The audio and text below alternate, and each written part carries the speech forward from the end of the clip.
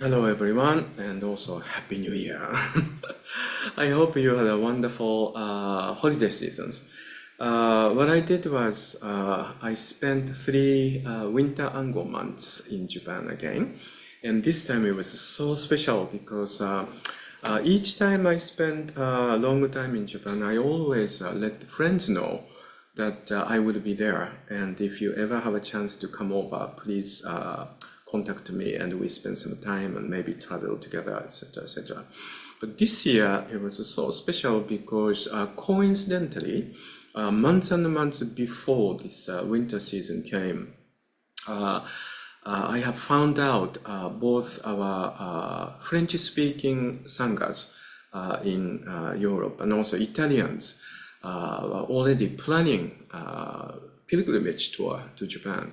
And then French-speaking group, they even had three groups, one after another.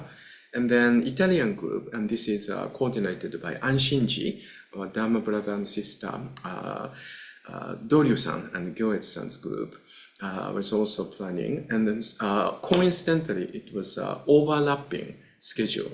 So for me, for nearly 5 straight weeks, I was able to, not all of the itinerary, but some portion of the itinerary for three groups from French-speaking countries and Italian-speaking country. I was able to join them, and then it was such fun. I ended up going to Eiheiji 3 times on the process of those 5 weeks, and Koshoji twice, I think. So I got to know the places even better. So I think I'm going to incorporate my wonderful, such a fun experiences with our European Dharma brothers and sisters into our talks, our lectures as of now. Anyway, this is January monthly study intensive, and we continue to enjoy studying and tasting and digesting this wonderful sutra called Avatamsaka Sūtra. And then what I like to do is I'm just going to pick up where I left off in September, which is opening chapter 1. And then as you remember, this chapter 1 is a very characteristic Avatamsaka Sūtra, characteristic way of depicting. I don't know if out of my lack of vocabulary, I would use the word trajectory between, and there's no such a thing between, but form and emptiness. So in another word, this is a depiction of what it isness, and then in what it isness, there are lots of, existences, so to speak, like rupas, including, human being, and then that being and this being appears due to these causes and conditions of numerous, uncountable numbers of interdependent origination. And then in Avatamsaka Sutra, it's depicted as Buddha land. And in this Buddha land, in the center of that, there's a Buddha seated. But this Buddha is also merging the image of Gautama Buddha and Vairochana Buddha. Vairochana Buddha represents Dhammakaya, what it isness. And then in that, there are lots of beings introduced. And these beings are basically rupas, like forms and emptiness, emptiness is forms, form portion. So this is a typical, kind of fantastical depiction of what it isness in Avatamsaka Sutra. Now in that, I was starting to put out some beings which is quite familiar to us, and also all these beings are symbolic way of talking about the quality of some existence or energy or quality of practices, quality of the world, etc., etc. And each one of them, as the century goes on and on and on, becomes very interesting teaching, method. So those are the ones I was trying to selectively putting out. That's where we left off. So this is where I'm going to pick up for this month, hopefully, and after that I can go on to chapter 2. But as you know, it is our systematic effort to spend lots of time in introduction and opening portion of the sutras, not only Mahayana sutras, but particularly also for Dogen's writings as well.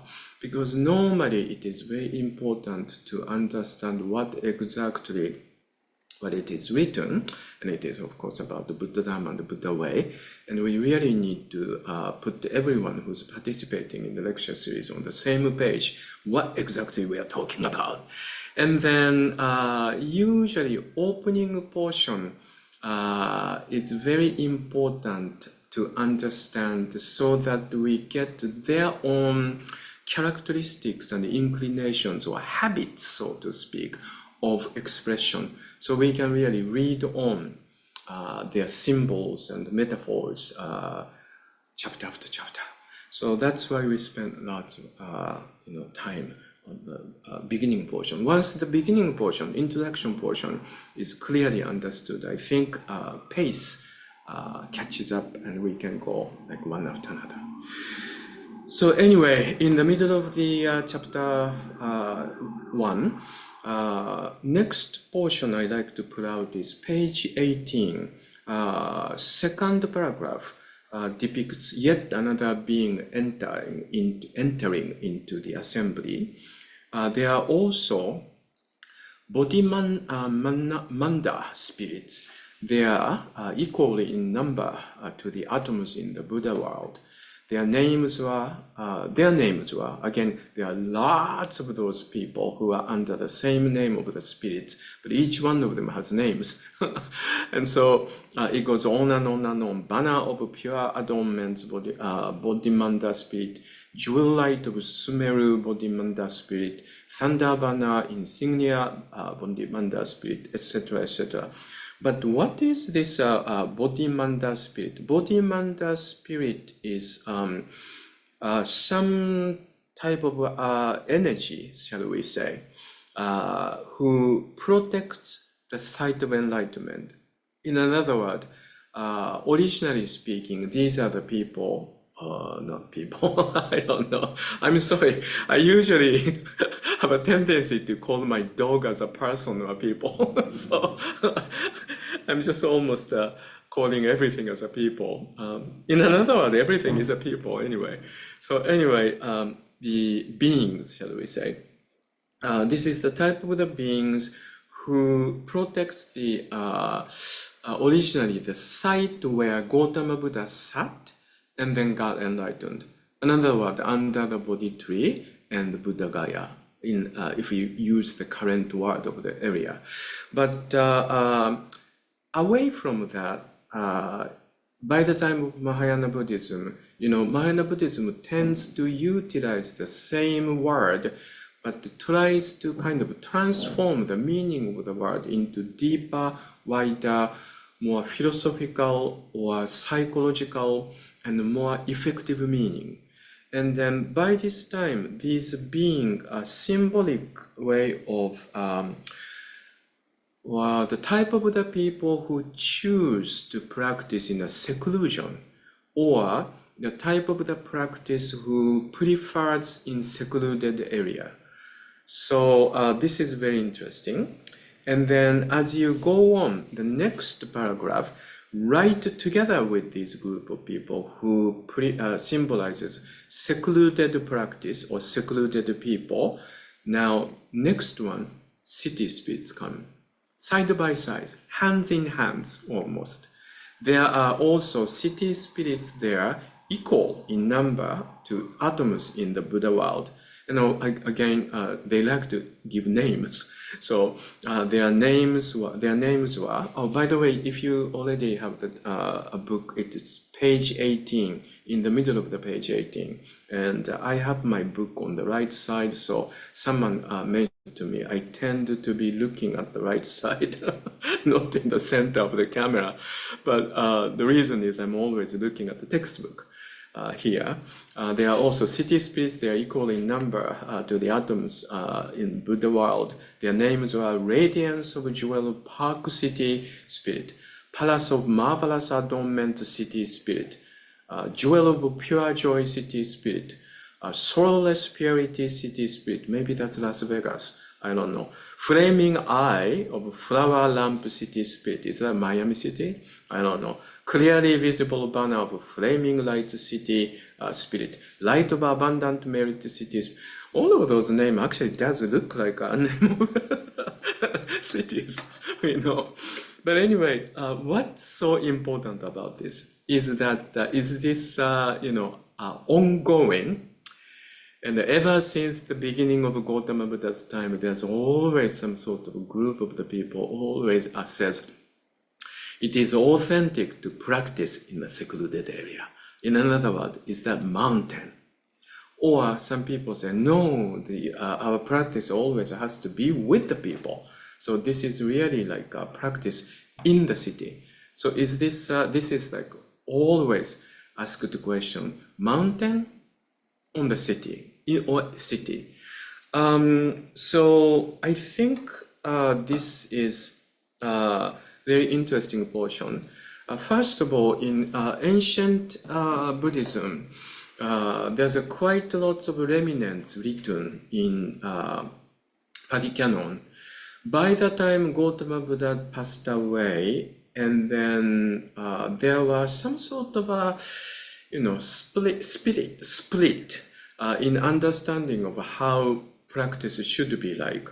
And then after Gautama Buddha passes away, several hundred years later, now we see there's sort of a birth of this established written form of what they called Pali Canon.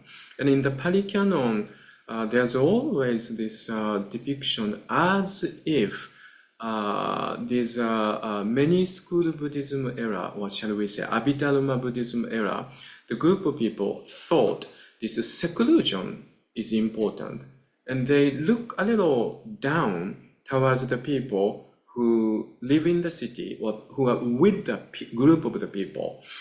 And then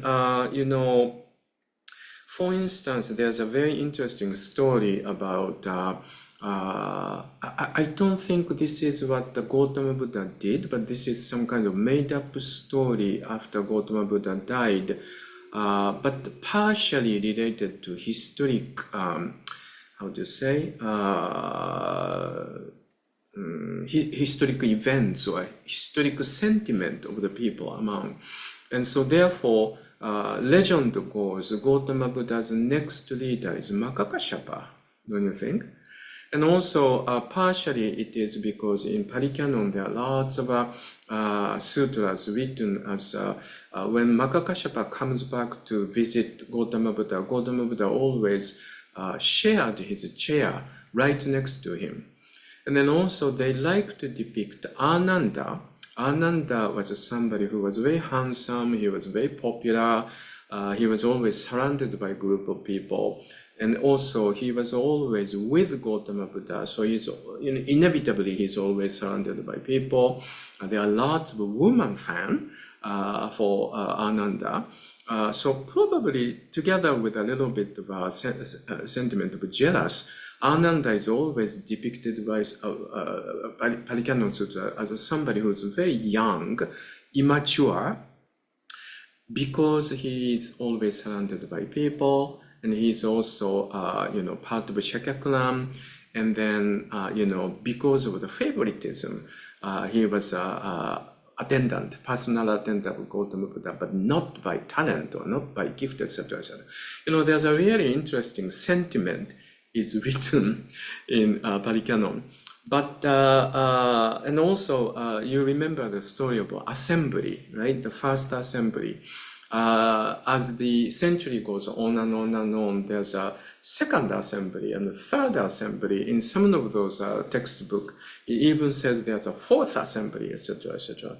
But currently, we do understand at least once there was some kind of a, general assembly was summoned to make sure what exactly was correct way of holding Gautama Buddha's teaching. But as a legend, it is always said it was Makakashyapa who was a bit like a chairman of this assembly. And Ananda was only summoned because he had an excellent skill of memorizing things. And also he was with Gautama Buddha for such a long time, exclusively all the time. So he says, that's I have heard. And then a group of the people said, no, that's not good. That's not what I heard. Oh yes, that's what I heard too. So this is correct, etc. So there's always a depiction of as if Makakashyapa, Ananda is less, Makakashyapa is higher. And, currently, based on the research of Buddhist academia, we do know in Gautama Buddha's time, if you are a spiritual seeker, it was a quite common Indian habit that you have to leave home and you have to live either alone or a small group of people, or sometimes a larger group of people, but in a secluded area. In other words, this is a question of forest or city or town. Yeah. So therefore, it seems after centuries gone, Buddhist community was started to be supported by kings. So therefore, the king offers, support, meaning all of those Buddhist priests, Buddhist monks, shall we say, or priests. I don't know whichever you like to use. Either way, it doesn't matter. It's a bhikshu. In Japanese language, it's soryo.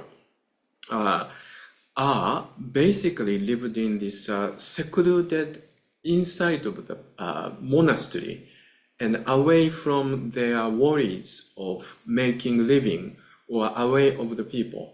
So therefore, it's almost like a sense of justification of how they are living, supported by king's money. And then to do so, it seems as if they are really trying to implement this factor.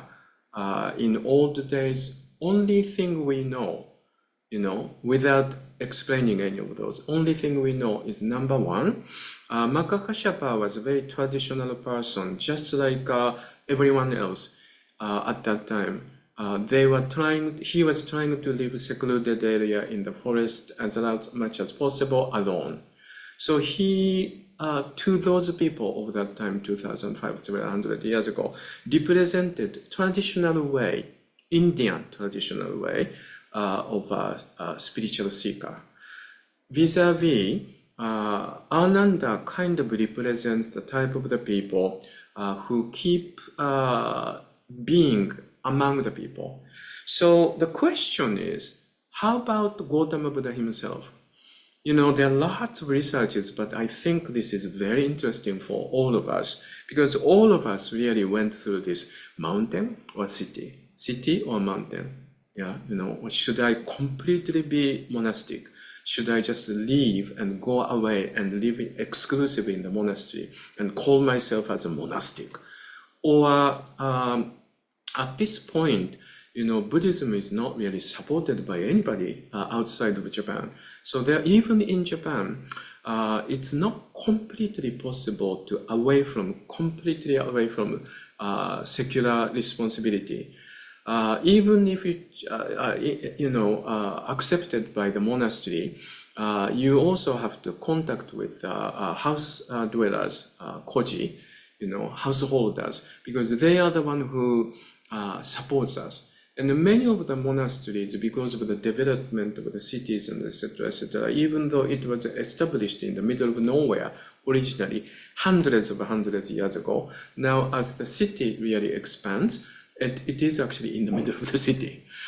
Like for instance, we have two main monasteries. Yes, Eiheiji is in the middle of the mountain still. Because of the location, it never really got involved with the development of the city. But Sojiji initially was in a very secluded area in northern portion of Japan. But at the end of the 19th century, towards the end of the 19th century, they moved to them just in the middle of the mountain, outside of Tokyo, outside of Yokohama area. But now Yokohama expanded so much so. Currently, Sojiji, yes, once you go into that, as it has such a spacious site, you don't really hear much. But as you just walk out of the main gate, for just a matter of 5 minutes or so, it's in the middle of the very, very busy commercial area. It is absolutely possible to sneak out from there and go into the commercial area and have a nice dinner and come back in. I'm sorry. Or maybe I shouldn't really record this episode. Sorry, hold on.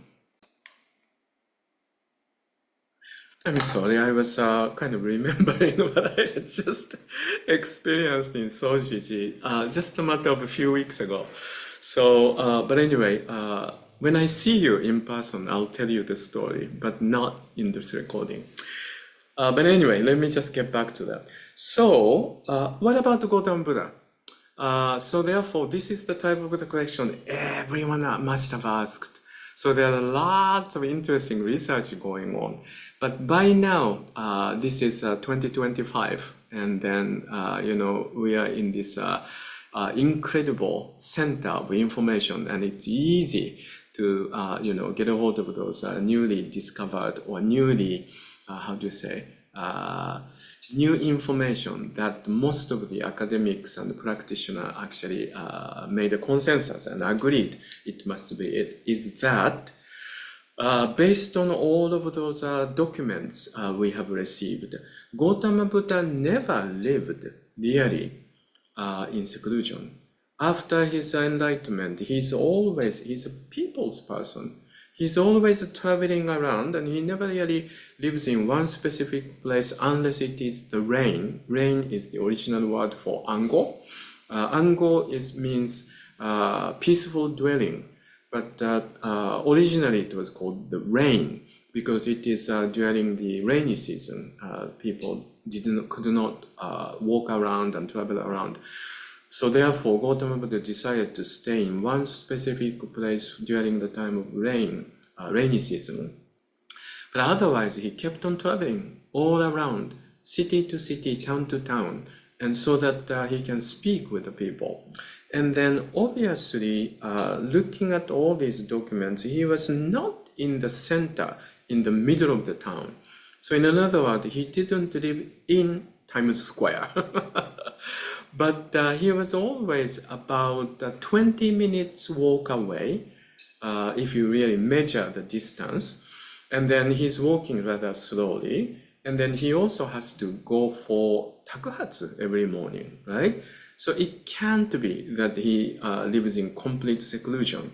And then during the rain, during the Ango, he usually has a supporter who offers the site for him and his group of people to stay for. I think the rainy season in India, in the northern India, is about 4 months instead of 45 days in Japan. But Japanese tradition goes, we are basically in this rain, Ango season for 3 months. But instead of 3 months in Gautama Buddha's time in northern India, it was 4 months. But the 4 months full of support, including food, was actually offered to Gautama Buddha and Gautama Buddha's time. And then, but otherwise, he has to walk every morning to the people's habitats, houses, and then receive food. So it really makes sense he was always in about proximity from the center of the town, walking distance about 20 minutes. So in another word, if we place this in Manhattan situation, I live on the corner of 42nd Street and 10th Avenue. And my window, I look right into the tunnel into, this is the tunnel goes underneath of the Hudson River and go to the next state, New Jersey. So it is one of the most crowded traffic if I open the window, it's always there's a cracktion, bam, bam, bam, and then also there's hospitals around here, so there's always a siren of ambulance and police and etc. So it's a very, very noisy place. But if I walk about 20 minutes, very slowly, I get to the edge of southern edge of Central Park. And until quite recently, southern edge of Central Park was the northern edge of city of New York. So it really kind of makes sense. If I had a little place to stay at the southern end of Central Park, let's say at the end of or middle of 19th century, I can walk toward, middle of the city. By then, Times Square area was starting to be really crowded with new buildings, etc., etc. So that's the type of the situation Gautama Buddha always lived. So in another word, it's a mixture, isn't it? It's like a nice combination. So, in Zen tradition right now, all of the Zen tradition, we take in this legend created in China that there's a lineage system. And then if you go back to the lineage, all of us must have wrote lineage chart at least twice or 3 times on the process of becoming to be who we are now. And then you remember, you have to really, write down from Shakyamuni Buddha's all the way down to your teacher's name, preceptor's name, and your name. And you remember this goes all the way up to Magakashapa. And you also have heard the story about the Magakashapa being someone who gave the transmission to Ananda. But remember, this is all made up in China in accordance with something that really resonates to Chinese tradition, cultural tradition. Of course, all of those made up Zen stories have its own meaning. And so it is a kind of new writing about the new way of teaching. So I'm not dismissing this, but I really like to point out it doesn't mean Magakashapa's way of living was actually the way Gautama Buddha preferred to do so. Yes, when he was an ascetic before his enlightenment, he tried, just like it was a norm over his time, all of the way seekers had to be in the forest and had to live alone or had to live very small group of people, and he went through those ascetic practice. But the point is that the birth of Buddha's teaching actually starts from when he gives up that lifestyle. And then after his enlightenment, he's always with the people, and that's a very important portion. So, yes, it's both. But it's very interesting to me that the people keep asking, so should I be completely secluded?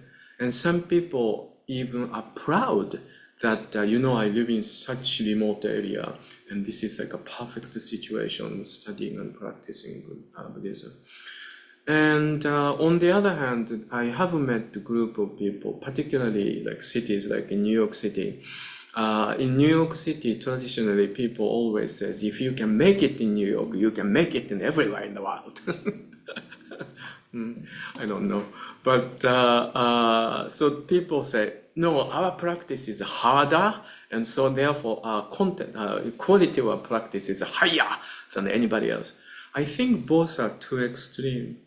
As somebody who lived in, well, not really lived, but also kept I kept my permanent address in New York City for the last 40-some years.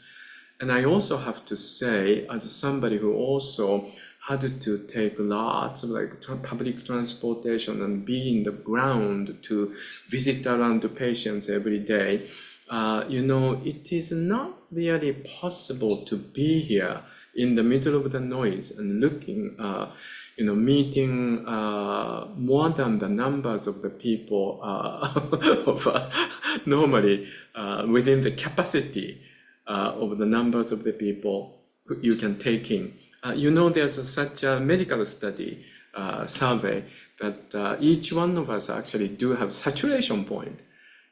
each day we can actually see or meet or even within the vision have certain particular numbers of the people. After that, we come to the saturation point. We start to kind of edge out all those people. In my days of being very busy as a on the ground, ground clinician, shall we say, it was very difficult for me to, deal with this crowd and also public transportation with extreme noise. And then you go into, let's say, nursing homes or assisted living facility or private house, and then going to sit next to or side by side or knee to knee with a person you need to have a very important conversation with. So what I usually had to do was I traveled with earplugs. At least one of the sensory system is protected, so it doesn't receive too much impact from outside.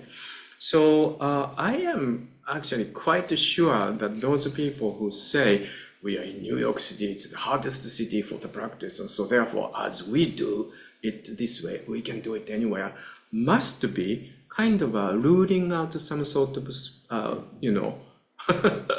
sensory system. I think both are too extreme. So what we do recently, for instance, in Soto school, we are always having a combination of some portion of our life being with the people, some portion of the life in the monastery. I think this is a really nice way.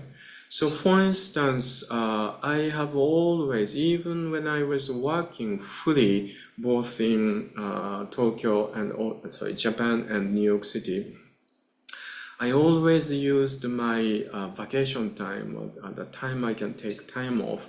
I went to Cessation or Genzoe at Kumano Loshes or other, remote areas.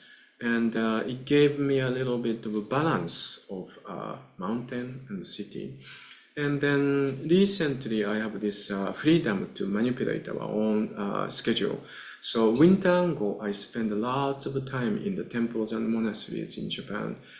For me, it is really about balancing out between those two elements. I remember for the first time I spent a chunk of time in the monastery in the mountains. When I came back to my home in New York City, it was such incredible assault to my sensory system. And the impact was so strong. But I was quite young then and new in Buddhist practice. And then I would say 30, 40 years later, afterward, recently, when I go back and forth between mountain and city, honestly, it doesn't change me. It doesn't change the type of the impact I feel. In another word, if I go to a mountain, I'm in the mountain. If I go to the city, I'm in the city. If I'm secluded, and if I spend lots of time all to myself, I'm just spending all to myself. If I go back to the city, I'm surrounded group of people, I'm surrounded group of people. It's just a change of the scenery from the same window, shall we say, if I use the same analogy as Uchiyama Roshi often said. So that's something I always talk about when someone tells me, like, Issan, do you think I should just quit everything, go to the mountain? Or someone is saying, proudly saying, almost arrogantly saying, oh, we are the best because we are in the New York City. I think both are too extreme. But anyway, the reason why I'm saying this also comes from the fact that not only Avatamsaka Sūtra, but also in Avatamsaka Sūtra also is one of those texts. It really shows and explains, wherever it is, you can practice. And also, it may be a good idea to give yourself a little bit of quietude from time to time. It's side by side. So this mountain deity, city deity, or spirits, as I use the translator's word, side by side, hands in hands, comes in. Next one I like to pick up is page 21. So I'm looking at my right side because that's where my textbook is. On the page 21, in the middle of the, second paragraph, in other words, it's the first paragraph as page 21, there's a paragraph that starts with, were also countless wind spirits there. This is a very interesting one. Their names were, again, it gives lots of names. Unimpeded radiance wind spirit, everywhere manifesting courageous deeds wind spirit, pounding gale cloud banner wind spirit, pure light adornment wind spirit, power to dry up the waters wind spirit, pervasive howling loud sound wind spirit, drooping tree top knot wind spirits, etc., etc. I come from the nation at least 10 to 20 times each year. We are pounded by something called a typhoon, which is our version of a hurricane. Japan is the type of the nation which is very vulnerable to those natural phenomena like earthquake, tsunami, volcanic eruptions, and typhoons, etc., etc., because of the location. So I find these names are very interesting because, you say just wind, but the wind has so many different qualities. Sometimes it's such a cooling, soothing effect. Sometimes it's a frightening effect, so violent, etc., etc. Because of that, in Buddhist teaching, this wind spirit became type of the quality that winds off people's sense of pride, people's sense of arrogance. In another word, people's static sense of I, and this grasping of I think so. This is my opinion. This is my philosophy, and this is the right one. In Buddhist terminology, it's called gaman. Gaman is arrogance because of this static, fake sense of self being here. So, this is a very interesting spirit. Sawaki Roshi always says the first step to enter into Buddha way is to let this gaman go. So in another word, Dogen is constantly talking about this. If you take a look at the Zuimonki, in the conversation with his number one student, Ejo, he's always instructing, unless you let go of your strong grasping of this sense of I, my opinion, my identity, my thoughts, my philosophy, I am right, I am the justice, etc., etc. You never actually enter into it, not even one step enter into Buddhist teaching. So it is really true, isn't it? Because core of the Buddhist teaching is how this is, what this is. And then Gautama Buddha's very succinct, down to the point explanation is interdependent origination. This is the ephemeral, tangible, touchable, feelable, so to speak, being who constantly changing, and it just simply arose because of this immeasurable connection of causes and condition, and eventually it goes away. It's not only just our body, but also our thoughts, philosophies, and opinion are all formed by our culture, by our language, where you lived and where you are educated, what kind of education you received from who, where, etc., etc. And even the language you learned to speak also is a big influence, because some language thinks this way, some language tends to think that way, etc., etc. So in another word, when you do sit shikantaza practice, you inevitably do know our thoughts actually is not me. My opinion is actually not my opinion, and my opinion actually even keeps changing all the time. So unless you really recognize this I is a fake story, you don't really get into the core of the portion of core portion of the Buddha's teaching. And then this symbolic way of blowing that off is described in this wind spirits. And I think this is very interesting. In Zen language, this wind spirit, I would say, it's Ittengo.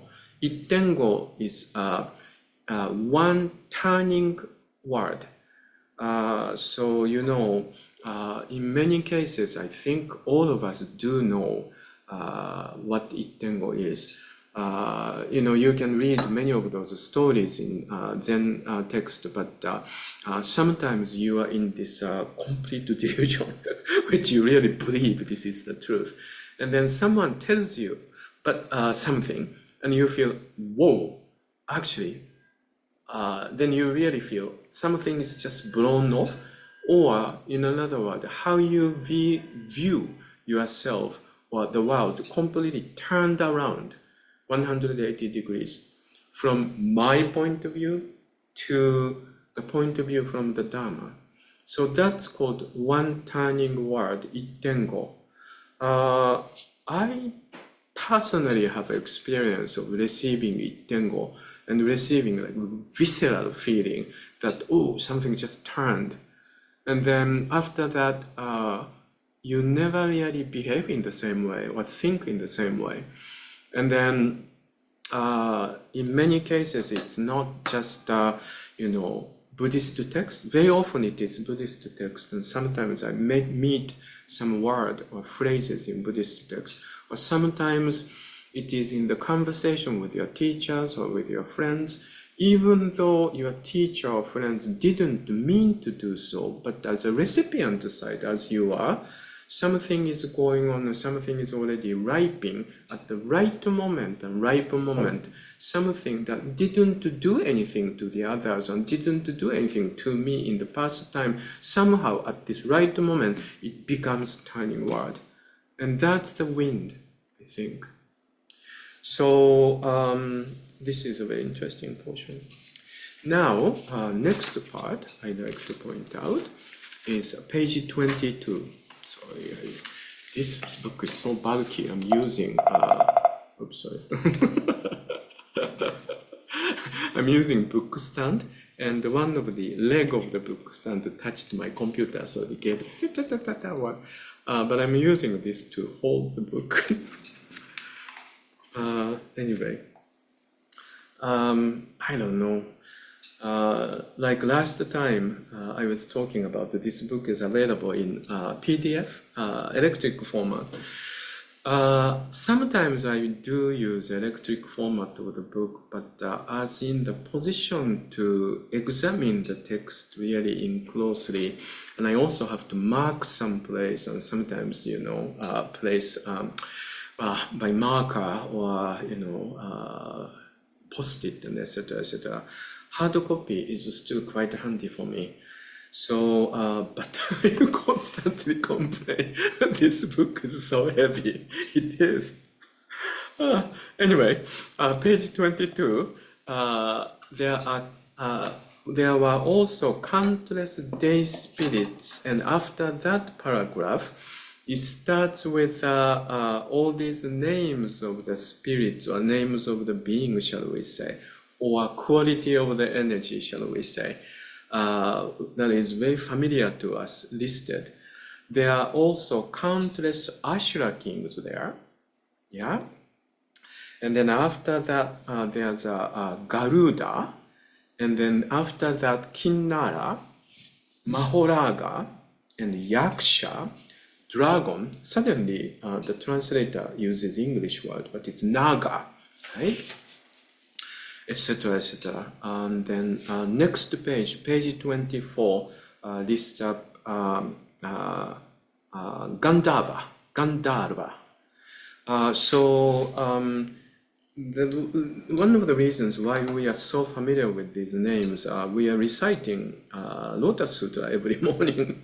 And in Lotus Sutra, all these, some of those shows up in Kannongyo. In Soto school in the morning service always starts with Kannongyo. Kannongyo is a nickname, shall we say, of chapter 25, not Avatamsaka, sorry, Avalokiteshvara chapter of Lotus Sutra. And in that, they talk about, Bodhisattva appears in completely freely different type of shapes depending on time and place, and keeps expounding the Dharma. And then that includes the realm of those Ashura, Garuda, and Kinnara, Mahoraga, and etc., etc. That's why it is really, familiar with us. What are they? Have you ever thought about it? And yes, of course, you can always Google it, but let's just take a look at this. I wrote it down on the notes, so let's see. I'm going to share this on the shared screen. Let's see. So we are not really talking about the entire cosmology of original indigenous Indian culture or thought system, but only the portion we are kind of familiar with, because names really shows up so. I'm just going to exclusively talking about one chunk of it. So in what they call 33 heavenly world. It's recited by or ruled by some whose names. I think the original intention it was the god of the gods, but by the time Buddhism is becoming more and more established and more in detailed explanation, etc., etc. And he's supposed to be someone who ruled 33 heavenly realm. And his name is often, let's see, in this one, I think the translator uses the word Chakra. And Chakra also Indra. As a nickname, also he is also called Kosika. So Indra Kosika appears in even in Mahayana text pretty often, almost symbolically. And then this heaven is underneath has another heaven which protects chakra. The reason is chakra is also a protected dharma by the time Buddhism is established. Originally it's different, but by the time Buddhism is established, in another word, by Abhidharma time, yes? It's a kind of literal way of understanding. And then underneath, there's another heavenly world. This is like a Mount Sumeru. So in another word, they are imagining something like, what is the tallest mountain in the United States? I don't know. So I'm just going to use the word Mount Everest in Himalayas, right? And then on the slope, there are different nations and this heavenly realm. And there are 4 of them. And each one of them is recited by, a heavenly being. And then under those are also supported by 8 legions. 8 legions is a English translation of Ashatasena. We call this Hachibushu. Now this Hachibushu are Deva, Naga, Yaksha, Gandharva, Ashura. I'm going to use the word we use because this way you probably recognize if you are somebody who has been practicing in Japanese temples and monastery and actually really reciting, Kannongyo. You remember, let's see, Yaksha is Yasha in our pronunciation, and Gandharva is Kendappa. Do you remember? When you first recite the sutra together with a group of people in the morning and you start to see Kendappa, What a strange word. But Kendappa is a transliteration of Gandharva into kanji and pronounced in Japanese. Kendappa. And Ashura is, curiously, as it is, we pronounce it as Ashura. Ashura. Or sometimes we drop a as a shura. And then Garuda is Garuda. Yeah. And Kinnara, I think we pronounce as a Kinnara as well. Mahoraga is Magoraga. So, when we are reciting Lotus Sutra in morning service, you probably recognize those words. Those are the 8 group of people. I think each one of them has its own meaning, but I think one of the interesting portion is this Ashura. And Ashura, out of this Hachibushu, 8 regions, Ashtasena, the reason why I'm pointing this out was while we were traveling together with our European Dharma friends, as I always do, I always recommend all the tour groups to go to Nara, of course. But once we go to Nara, there are so many things we can see as a part of our study process. But I always recommend, yes, of course, you have to go see the Big Buddha. But afterward, you also have to go to Kofukuji. Kofukuji is one of the world's longest standing Yogacara temple, who still continues to offer public lecture series and also offers the site for study group and etc. for Yogacara teaching.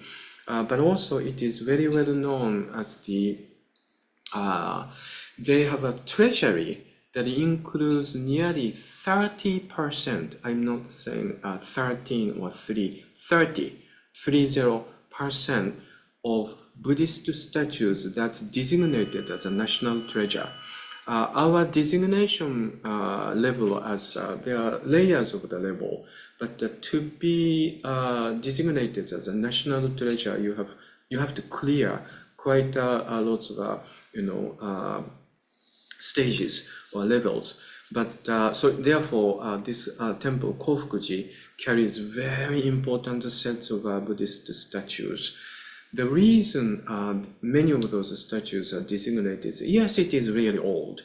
Most of them come from Asuka period. So we are talking about more than 1,000 to 300 years old. And somehow it's maintained as it is, which is quite incredible. But this is around the time Buddhist sculpture in Japan started to change its meaning or its, I don't like to use the word style, but why we are depicting these, Buddhist statues, the meaning started to change, and it's very Japanese. In another word, until then, Buddhist statue tends to be trying to deliver or the message of how stately and how authoritative, and particularly in China. But now, after it merges into Japanese culture, and then in Japanese culture, those sculpture people who takes care of Buddhist sculpture also had to be ordained people, and then they started to show. They must have went through some sort of phase of process of reflection. Like, so what exactly does this mean? And so therefore, it starts to be more, humanistic in a way. So in another word, Ashura really starts to show this sense of, frustration, anger, fighting spirit in its depiction of the face and body and its soul. Like, it's almost like a captured one picture in the moving images. And Kofukuji is very well known to have this Hachibushu, 8 group of the people regarded as a protector of the Dharma, depicted into such incredibly emotional way.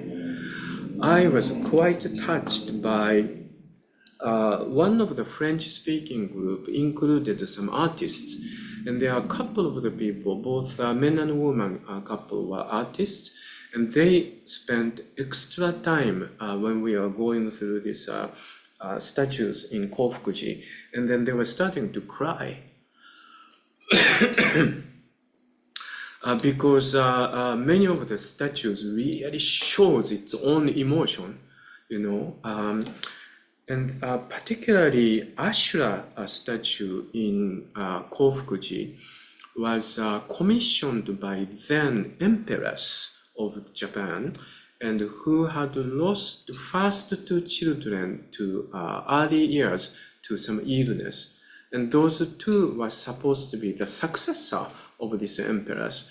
But unfortunately, both of them died at the early age, and she really wanted to depict her children's image into these sets of hachibushu statues, and asked sculptor to depict her children's face in Ashura's face. And Ashura has multiple numbers of the head, and one of them is the first son, and another one is the daughter. And then, well, it must be really difficult for young children having to die at the age of like 8 or 9 or 10, you know, after living there in the palace and receiving this incredibly high standard of education, and expected by everybody to eventually become top of the throne, etc., etc. Then you have to get into this terrible illness and you have to die, and then surrounded by, you know, your mother, and etc., etc. And the mother really wanted to really deliver this sense of, you know, anger, frustration, etc. So it's a very well-known statue, Buddhist statue, but also it really shows human suffering. And when you take a look at this, and you don't even know the story, but when you take a look at this statue, something really communicates with you. So I thought it was such interesting experience that, you know, beyond the culture, beyond the language, beyond those story, knowing or not knowing, the sculpture itself can really deliver the message to the people beyond this, you know, border of culture, etc., etc. And I was really touched. Anyway, those are the, you know, group of the people among all of those numerous, countless numbers of the being that shows up in this site. And then this chapter 1 started to have all of those people decide who is their representative, and each representative starts to offer poems. And this poem is a praisal poem of Buddha. So offered to the Buddha. In another word, it's a praisal poem to this world and universe, and it is a praisal poem to describe what a beautiful world we live in. How incredible that we were given this opportunity to live as a being in this world. So, you know, it's very long, so I like to put out some examples. Page 29, please take a look at your page 29. I don't know if any one of you have an electric version in PDF, but I do suppose electric version, PDF version also has page number in accordance with the same as a hard copy of this book. So in the hard copy, page 29, poem portion or verse portion is using smaller font towards the middle of the page 29. Example 1, the first poem, first verse. The Buddha's body pervades all the great assemblies, endlessly filling up the entire Dharma realm. It is quiescent, devoid of any inherent nature, devoid of Atman, and or statistic being, or substantiality of being, and ungraspable. And yet it appears for the sake of rescuing the world. This is really, core teaching of Shunyata teaching, or in another word, it's a beautiful poetic expression of spring and flower. In another word, it's a beautiful poetic expression or explanation of what form is emptiness and emptiness is form about. The Tathāgata, the Dharma King, comes forth into the world and is able to light the world illuminating lamp of sublime Dharma. His realm is boundless and endless. This is what renowned for sovereign mastery has realized.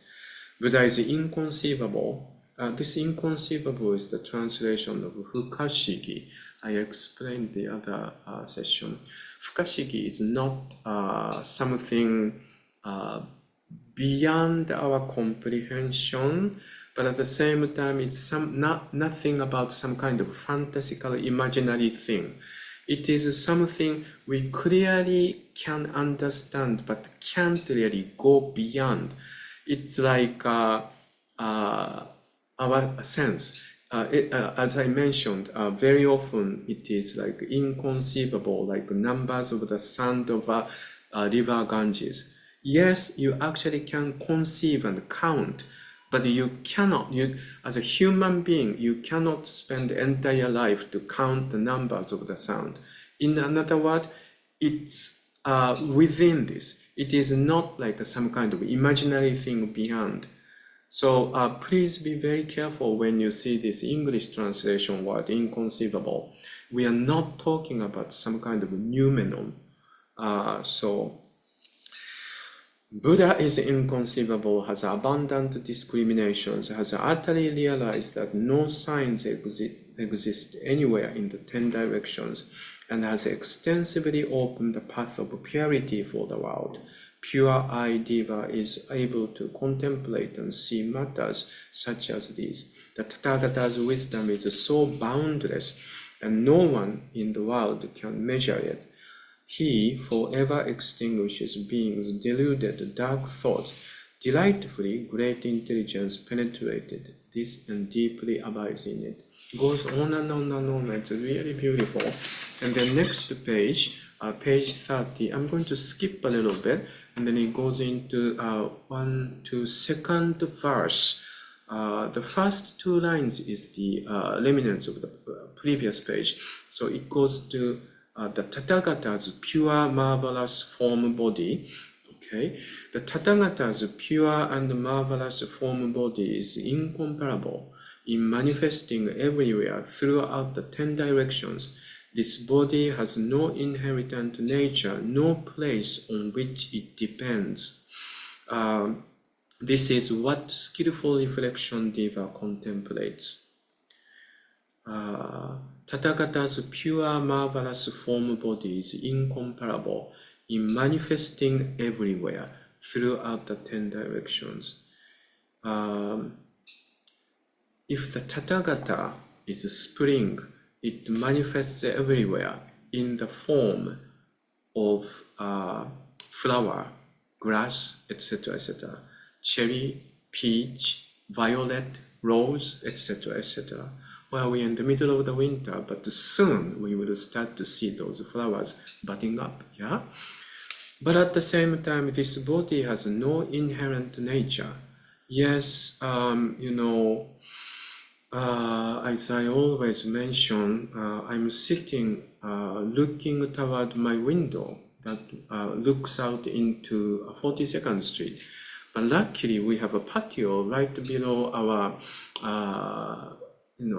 window, so we don't really get to see those busy, crazy traffic outside of the window.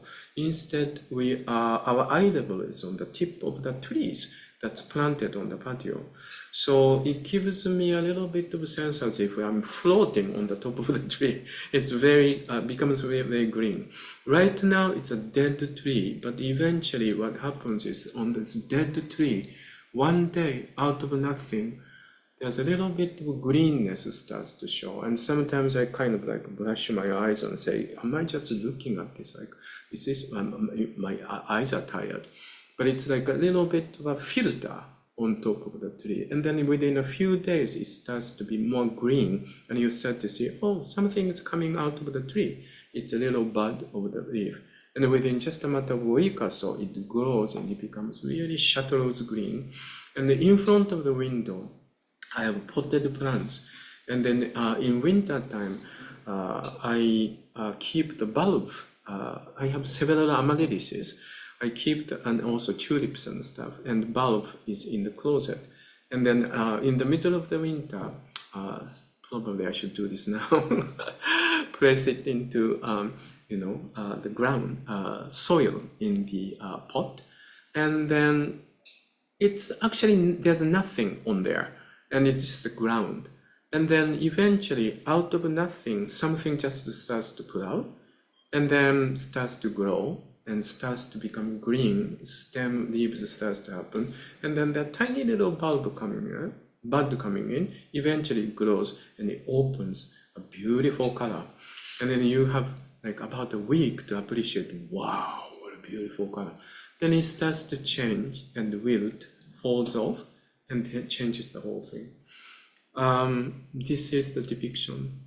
Tathāgata's pure, marvelous form body is incomparable in manifesting everywhere throughout the 10 directions.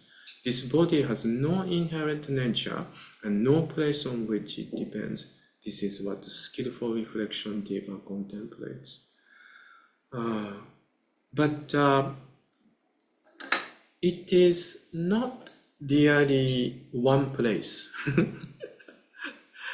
There's no particular static thing is here, but it constantly changes because of the condition. If it is spring, it is the condition of the temperature, moisture, warmth, etc., etc. And then it goes everywhere. So in another word, as it is not here as a static, it can be everywhere, anytime, any place. And that's how things are, yeah? Beautiful poems. Go on and on and on.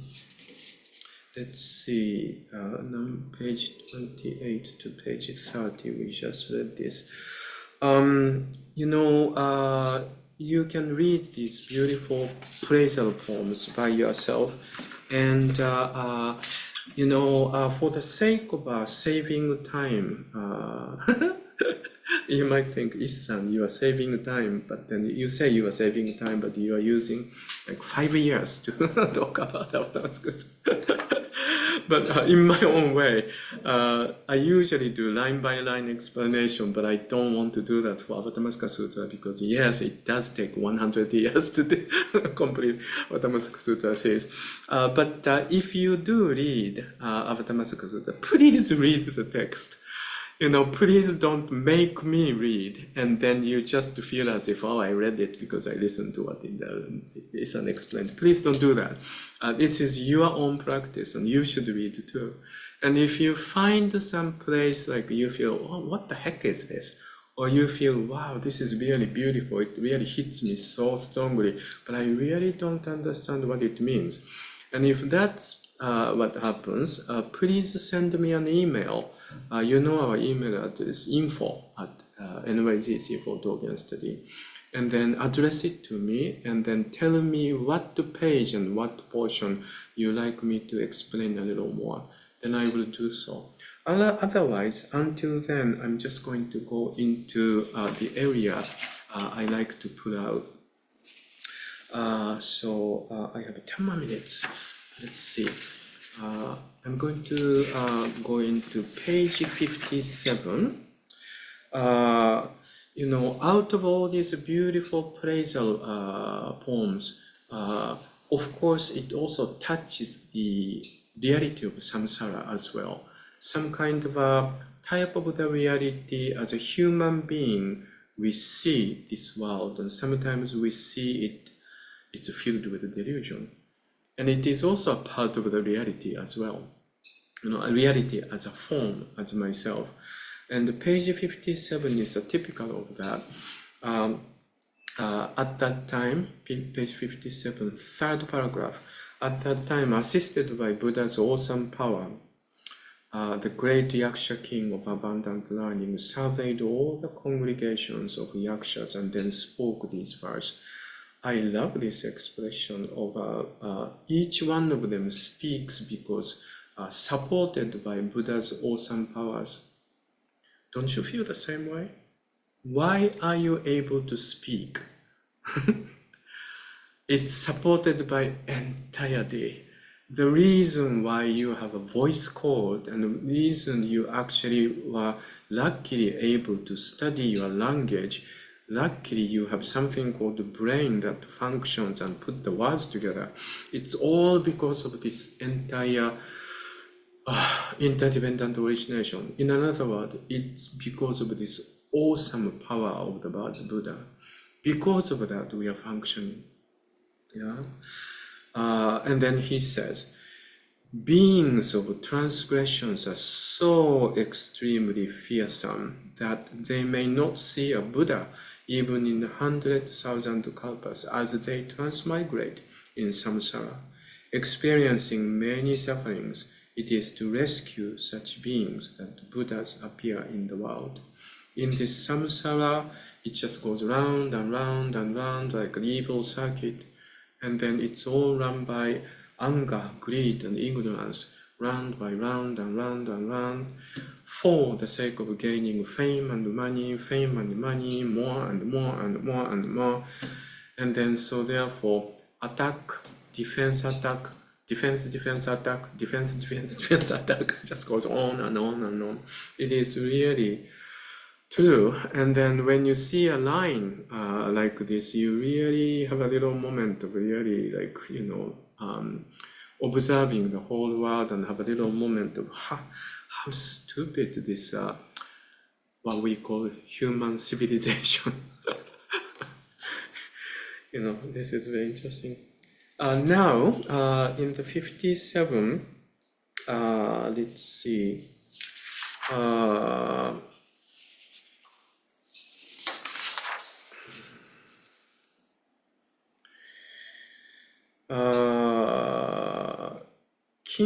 Yaksha king of abundant learning. This Yaksha king of abundant learning is a translation of Tamonten, interestingly. With this English translation, it really doesn't show the point I like to make. So, let's see, can I actually... I really down. So I'm going to use the thing. I have about 5 to 10 more minutes to conclude this. Tamonten. Tamonten is a Sino-Japanese translation of Bishamonten. Now, Bishamonten is a transliteration of, let's see,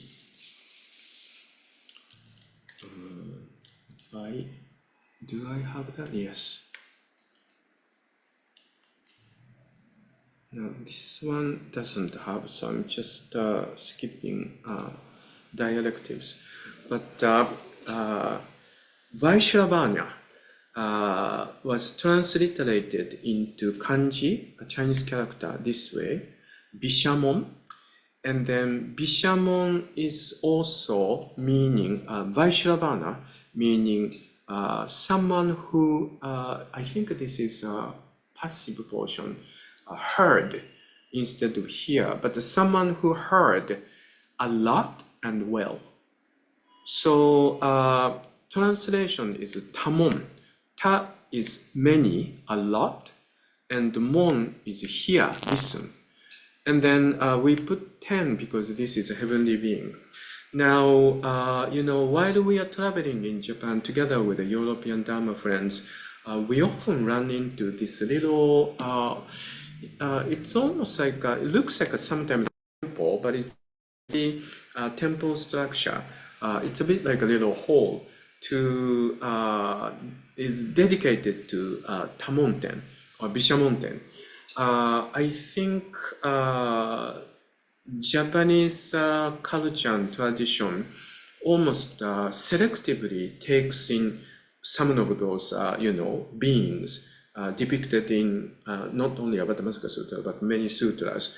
And then particularly this Tamonten kind of resonated a lot to Japanese. Tamonten is someone like a bit like Avalokiteshvara in another word, because you have lots of complaints or lots of sense of miseries and sufferings, but you don't really have anybody to speak to. And so therefore you have this imaginary being or some kind of elements or spirits in this world, and you go there and you kind of really confess, but you vent. It is very important to have somebody you can really vent on, vent on. So therefore, this Bishamonten or Tamonten, we use Tamonten, Bishamonten, both word, became a very popular being. And many temples do have a Tamonten hall, or even individually, there's a little bit of like a temple-like structure here and there in the city of many cities in Japan. I think this is very interesting. Really shows, in our culture, we always need somebody we can really speak to, but very often we are in the position we really can't speak very, openly, but it's helpful. And then in some cases, they really relied on some elements described in Buddhist scriptures. And also, let me just show you again, I'm sorry, back into shared screen. This word, tamon, changes its meaning from time to time. Tamon, I think the different meaning shows up in different portions of Avatamsaka Sutra, but particularly when the time of Zen tradition starts to happen, this tamon, listening a lot, also becomes a negative word, meaning you listen lots of teachings, but you are failing to manifest the teaching in your life. Sorry, for the people you know, this is ta, mon, 10. 10 meaning heavenly being. So, tamon. Ta, how do I do that? Let's see.